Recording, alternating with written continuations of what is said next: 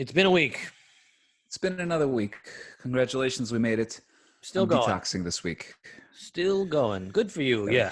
Thank I you. think it's time. You got to get that dating bod ready to go. You got the skin ready, you know? Yeah.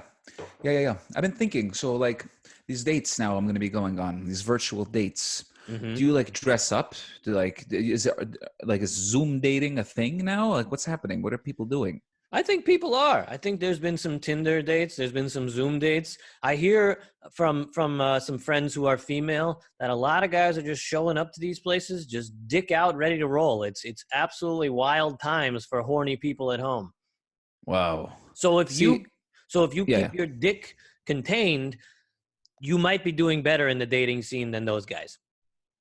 Interesting. Yeah. Yeah, no, there's going to be a whole industry that pops up around this quarantine dating. It has to be. People need to procreate. It's a vital urge of life. I would say it's the only thing in life. Everything we do leads to that. Hazmat sex is going to be on the up and up via Pornhub, let me tell you. Yeah. No, but I'm also thinking of like the new apps and shit. I say we do this. I say, you know what I would love? An app, a dating app. Ready? You ready for this? Tracks your phone, knows exactly where you've been for 2 weeks. So you self-quarantine for 2 weeks. The phone tracks you. The app knows how long you've been in your dwelling. And then you're a verified, approved user. Boom. You go out and you bump uglies. You know what I'm saying? I think that's one of the smartest things you've ever said on this podcast. This is copywritten. Don't steal this shit, anybody. Don't you fucking steal Nobody. No. We got this in the bag. Chafe and cheese, baby. We're coming for that money. Yeah, but that's my thought. See, now, what is the mother of invention? Necessity. And what is necessary right now? Yeah, you know? That. Let me tell you about the two baddest cats in town. They're here to talk about random shit floating around. So grab yourself a drink, baby, if you please. It's just shooting the breeze with Chafe and Cheese.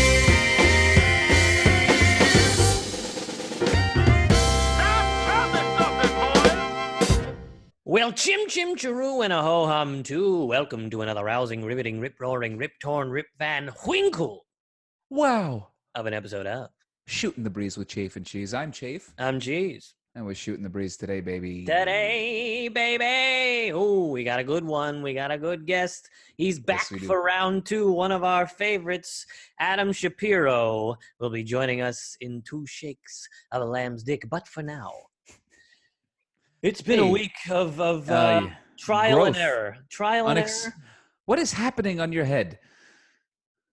Let me walk you through what happened here. I'm on the phone talking to a buddy of mine, and we're talking. I'm having a good time. It's around 3 p.m. I thought, maybe I'll take a little edible. He starts talking about, you should watch those YouTube haircuts because my hair was absolutely out of control. So I said, you know what? Maybe I'll watch the YouTube haircut. So I watched the YouTube haircut. About 3 minutes in, I say to myself, I got this. I don't need to watch the rest. I go in. I get a nice 4 going. I start going up here. Everything's looking good and nice and even. It takes me a good hour. Hour? To do just the sides. You don't look at how puffy it is up top. And that's exactly when the edible kicked in. Uh-oh. And I looked at myself in the mirror and I said, if I continue on with this, I don't think there's any coming back. So I stopped. And this is where I'm at right now. We got just a fully shaved head around. And you didn't even on top. You didn't even trim the neckline. Nope. You didn't even straighten it. No, I did not. When I said I stopped immediately, I stopped immediately. That was the only way. It was the only way. Otherwise, there was no coming back. Otherwise, I was fucked for life. So what did I do? I had some fun with my facial hair because that's the only way to make myself feel better about the thing that's on top of my head. So I had a goatee for a couple days, and now I'm rocking the mustache. That's what's going on with me. Here's how I think we fix this. 1, you shave bald, like you said you were going to do. But 2, we have my brother come on the pod. I sit here. He cuts my hair and shows you how to fix your hair. A haircut podcast? I like it. A haircast. A haircast. I vote yes Yeah. to that 100%. That sounds And great. maybe you can either do it yourself, or maybe your wonderful fiance can be the one cutting your hair, and he will guide her through the process. That is a wise move. Yes. All I've right. had worse ideas, I would say. You've had worse ideas. This could be a disaster, but I'm willing to give it a go. I'm hoping it is a disaster. Look at me right now. I look fucking insane. It can't get any worse. We'll find out.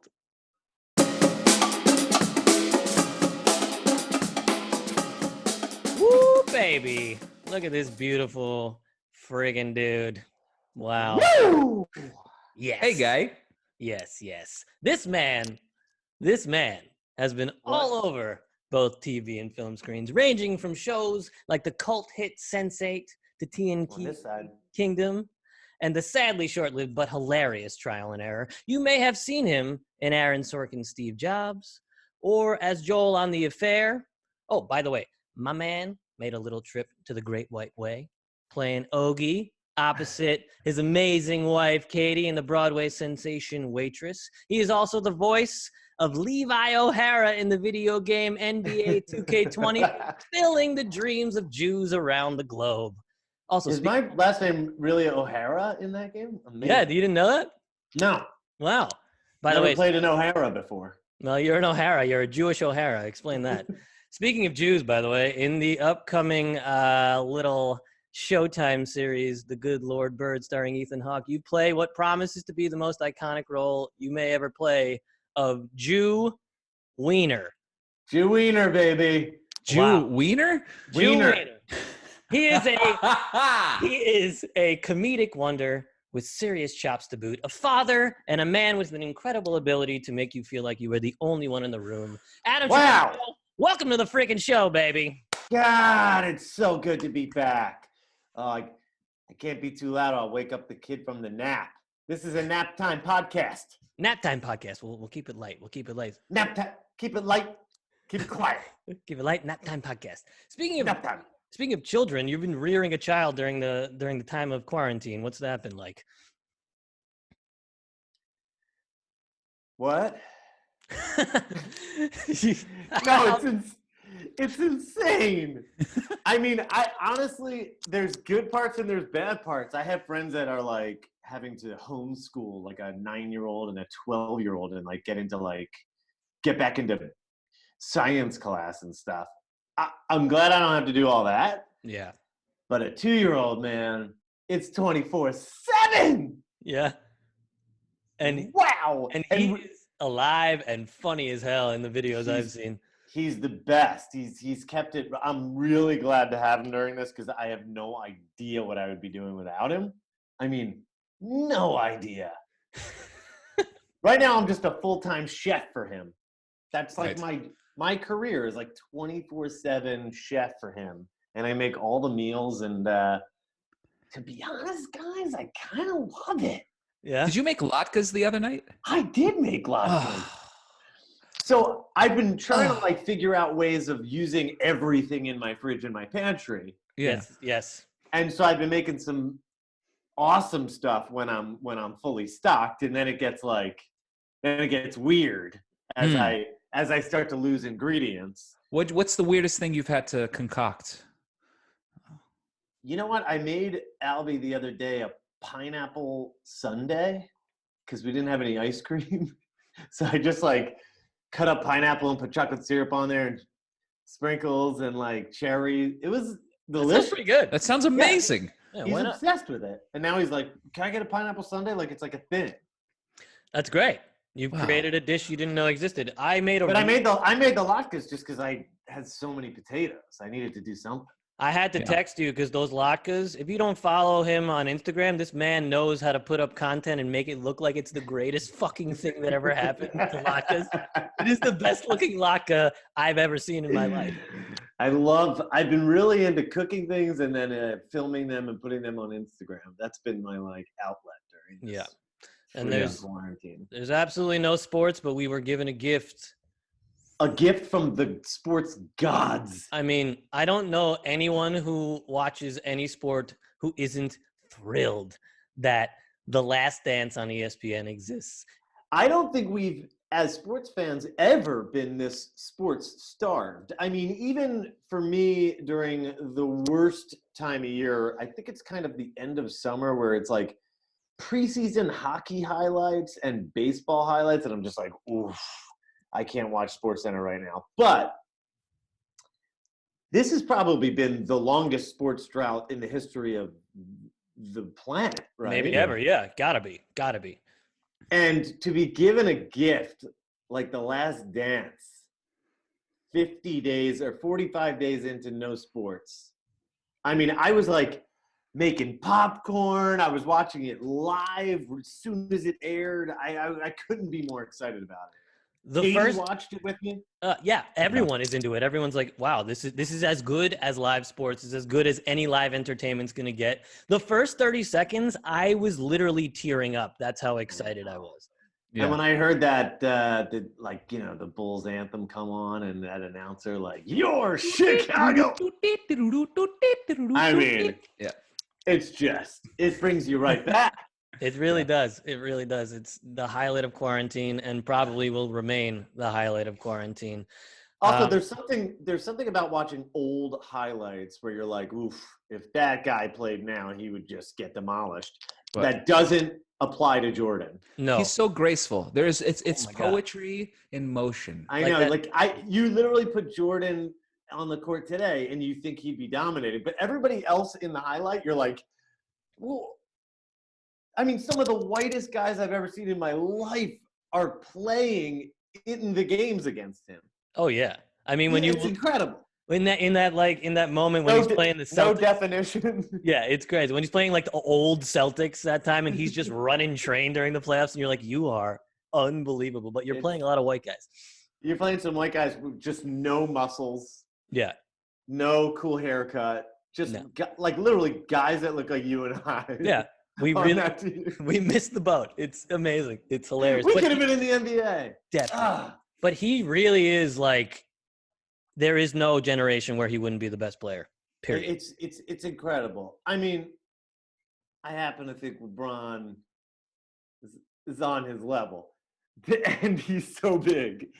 But that being said, the characters and the personality and the interviews that this series is a cross-section of almost like Hall of Fame, of like the Basketball Hall of Fame. I mean, you got even the people playing in the games are now like great coaches. Like it's crazy to see Steve Kerr running point and talking about it. And then you got Dean Smith and you got Roy Williams and you got Obama and Clinton. I mean, it's just crazy. And they're introducing like Roy Williams as UNC's assistant coach, and you're like, that's so fucking crazy. They introduced Obama as a Chicago resident. I love that. And Clinton was an Arkansas resident. Yeah, Arkansas governor, and you're like, what? I think we could have upgraded this, but yeah, dude, it is just incredible. The music choices are amazing when they put on like the hip hop of the day when Jordan starts taking over. I mean, it is when LL starts bumping in, and I stood up. I genuinely stood up. I've never felt worse for like a multimillionaire than I did for Scottie Pippen not getting paid what he deserved. I'm like, this is bullshit. But meanwhile, this guy, I know how wealthy this guy is. Oh yeah. Scottie Pippen's doing fine, but I felt horrible for him. The next day on First Take, there was literally an hour-long segment about Scottie Pippen being mispaid. This is the only thing that people can talk about in the sports world. It's fucking amazing. It is amazing. Yeah. It's crazy. What else? I saw a tweet the other day that said, I'm counting down till President Trump gives a posthumous Medal of Honor to Jerry Krause. That's good. That's really good. So I've just been like, my son has like a little private Instagram for friends and family, and I challenged myself to make like a 1-minute short film every day of the quarantine. It's kind of amazing. Thinking that this quarantine would be like, I don't know, 10 days. And it's still going. Yeah. And I think I've made like 38 out of like the 45 days we've been here. I've made like a little short about the kiddo. You're gonna have like a year-long doc of your kid during quarantine. It's great. I'm gonna cut together like a sick reel of his quarantine experience. Yeah. I mean, for him, it's like the best summer camp ever. He's got mom and dad here just for him for the first time in his whole life. It's amazing. Both of us are home. Neither of us are shooting anything. I mean, he's in heaven. He would be really psyched if his nanny was here too, but she got coronavirus. That's crazy to me. That's insane. You were living in New York at the time, right? Well, for the viewers at home, she's doing great. She's totally. Thank That you. was the next question. That was She's my recovered. first question. She's recovered, but she still keeps testing positive for it in her system, so she hasn't been able to come around. So we'll see what happens there. But we were living in New York when all this went down while Katie was shooting, and then she came back for a theater company event, and I called her to talk about picking her up at JFK the next day. And during that conversation, we were like, I'm watching the TV, she's watching the TV. I'm like, maybe you should stay there and we should come to you. And so that night, I packed up the whole house we'd been living in for 3 months, got Albie packed while he was sleeping, Katie packed while she was in LA, Miriam packed up, our nanny. I packed up the whole house, and at like 5 a.m. the next morning, we were off to the airport. And then we show up in LA, and we're unpacking, and Miriam came by to help us out. And then that day, she said she started to feel sick, and I took her to the doctor, and she got tested and tested positive, and she was really sick for a couple of weeks. It was pretty scary. Jeez. But and then we all got tested, and it showed up negative. So I don't know. That's one of the luckiest things that could have happened. I'm like 80% sure I had it, and I just like was like near someone who had it. Like you just have, that immune system. Unless I gave it to her. Unless you gave it to her, yeah. And I had it first because I was pretty freaking sick like 2 weeks before that. I mean, you can't be upset if you give it to somebody at this point. Like, it's gonna happen. It's just gonna happen. Yeah. It's an honor. It's an honor. It's a real privilege. As long as we're not doing what South Dakota's doing, we're doing okay, I think. Yeah, we're doing fine. I mean, I was protesting all day yesterday with a gun and a flag, and just trying to get out of the house. That seems on par with what you do, yeah. That's on brand. It's on brand. Just guns and flags. That's me. That's amazing. Well, no, everybody keeps saying that they feel like I'm thriving in quarantine life. And I feel like that the last like 20 years of my life, I've been picking up like really random skills here and there. And the picking up of those skills, I think like could make me pretty eccentric from the outside. People are like, oh, Shapiro's like obsessed with cooking now. Like, what does he do with his time? What does he do all day? And I'm like cooking and stuff. And like all this random stuff. And now it turns out in quarantine life, like those are all very valuable. Absolutely. I had no idea. All the random skills you can possess are going to help you during this time. And yeah, I edit, which is helping me make the movies, and I Photoshop, which is helping me Photoshop myself onto covers of fake quarantine magazines. I gotta say, the cover of you and De Niro, it was inspired. On my cookie podcast? The cookie podcast cover was the most random and exciting thing I saw that day. I have a podcast that's all about my love of cookies. I've never recorded any episodes of the podcast, but I make marketing images for it and I put it on Instagram. And this is why we love you. This is it. Well, dude, we'll let you get back to cooking and the boy. You guys. We didn't talk about sandwiches or no. I'll tell you one thing. We catered our Seder. Because I was like, it's just gonna be the two of us and the baby. Yeah. What am I gonna cook a brisket this big? I did that. It was delicious. It was And you're gonna cook all that? Did you cook a kugel and soup and matzo? No kugel. I just went brisket and just some bullshit matzo ball soup and called it a day. No, we found a friend who had a catering company, and they're like, we'll drop off like a Seder for two, like just enough matzo ball soup and brisket and veggies. That's amazing. It was the brisket was delicious. Oh yeah, that's fantastic. And you led a wonderful Zoom Seder, even given the circumstances. It was delightful. It was a delight. It really was. Well, dude, It was it's a always- delight. it's always Next year in Jerusalem. as next they say. year in Jerusalem, next year in person. We'll do a daily news together at some point. I promise. I friggin' love you guys. I love you, buddy. you. Thank you so much. You're the best. Wow, what a wow. What a treat. What a real Always. gem. Hilarious, insightful, a wonderful human being. Shout out to Adam Shapiro. Thank you so much for joining us today, baby. We love you. We'll have you back for show. Yes. All right, I'm gonna go prep for the haircut next week. I'm really nervous. All right, I'm gonna go swipe left, swipe right, see what happens. It's gonna be a wild week. All right, good night. All right, well, good luck. Good eve. Good day. Good morning.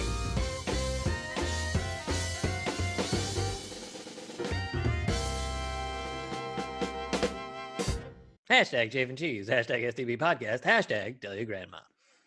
Hey.